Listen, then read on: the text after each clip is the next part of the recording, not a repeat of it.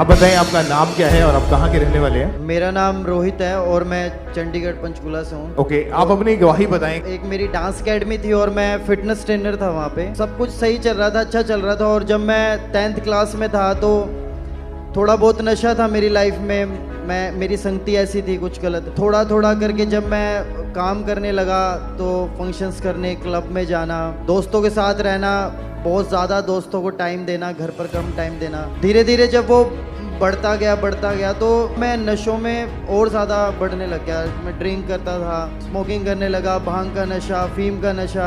मतलब मैंने कोई ऐसा नशा नहीं था। LSD हो गया, ड्रग्स हो गया, मेरा डोज रोज बढ़ना। मेरी जो भी मैं कमाई करता था सारी नशों में ही जाती थी। जब मैं ड्रग्स करने लगा तो जब उससे नशा नहीं होता था मैं ड्रग्स के इंजेक्शंस लगाने लगा। पहले 1 इंजेक्शन लगाता था पूरे दिन में, फिर 2 हुए, 3 हुए, फिर 5 इंजेक्शन मुझे एक दिन में चाहिए ही चाहिए। मतलब हर 2.5 घंटे बाद, 3 घंटे बाद।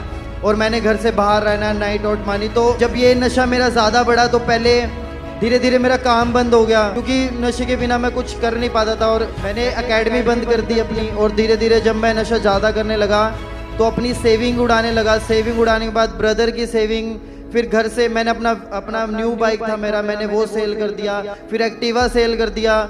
ऐसे घर से रोज रोज फिर मेरा अपना जो मैंने पाया हुआ था सोना चांदी वो बेचा, फिर घर से मम्मा के गहने उठाने वो बेचने।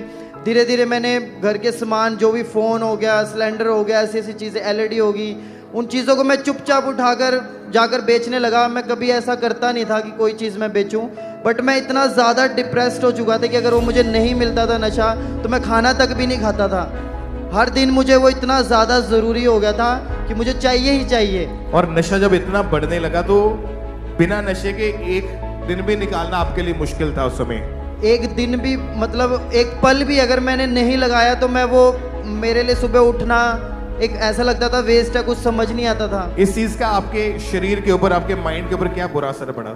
मतलब जैसे मैं मिरर के सामने रहता था हर समय, मैंने अपने आप को शीशे में देखना बंद कर दिया। मेरा शरीर नीला पड़ने लगा, मैं कमज़ोर होने लगा, मतलब बड़ा अजीब सा होना। और फिर मेरे को कभी ठंड बहुत ज़्यादा लगनी, कभी गर्मी बहुत ज़्यादा लगनी, कभी ईचिंग होनी मेरे को, कभी मैं अपना सर दीवारों पे मारता, कभी मैं हाथ काटता। मतलब मैं इतना ज़्यादा उस नशे के बिना, और गुस्से में रहना, हर किसी से लड़ना, छोटी छोटी बातों पे लड़ाई, मेमोरी लॉस होनी शुरू होगी, कुछ किसी से बात नहीं करनी।